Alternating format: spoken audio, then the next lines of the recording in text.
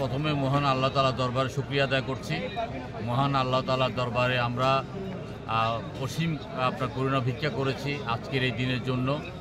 বেগম খালেদা জিয়া বাংলাদেশের গণতন্ত্রের ইতিহাসে একটা অবিস্মরণীয় নাম। স্বৈরাচারী শেখ হাসিনা অত্যন্ত একটা ঠুনকো মামলায় তাকে গ্রেপ্তার করে জেলে পাঠিয়েছেন এবং হেন কোনো নির্যাতনায় তার উপর করেছেন, তার বাক স্বাধীনতা রুদ্ধ করেছেন। চিকিৎসার জন্য আমরা বারবার তাকে বিদেশে পাঠানোর জন্য সারা জাতি নিবেদন করেও সেটা করতে পারি নাই। আজকে বেগম খালেদা জিয়া চিকিৎসার উদ্দেশ্যে দেশের বাইরে যাচ্ছেন। সমগ্র জাতির দোয়া ওনার প্রতি আছে।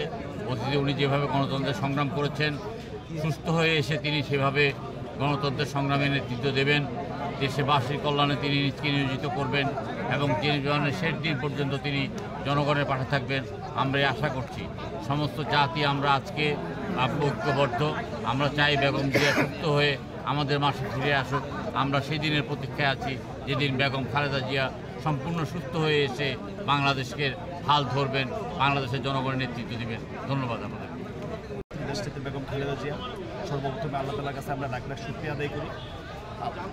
আমাদের দলের ভারপ্রাপ্ত চেয়ারম্যান এবং সাবেক প্রধানমন্ত্রী দেশটিতে বেগম খালেদা জিয়া আজকে রাত 8টায় ওনার বাসভবন ফিরোজা থেকে লন্ডনের উদ্দেশ্যে উনি রওনা হবেন।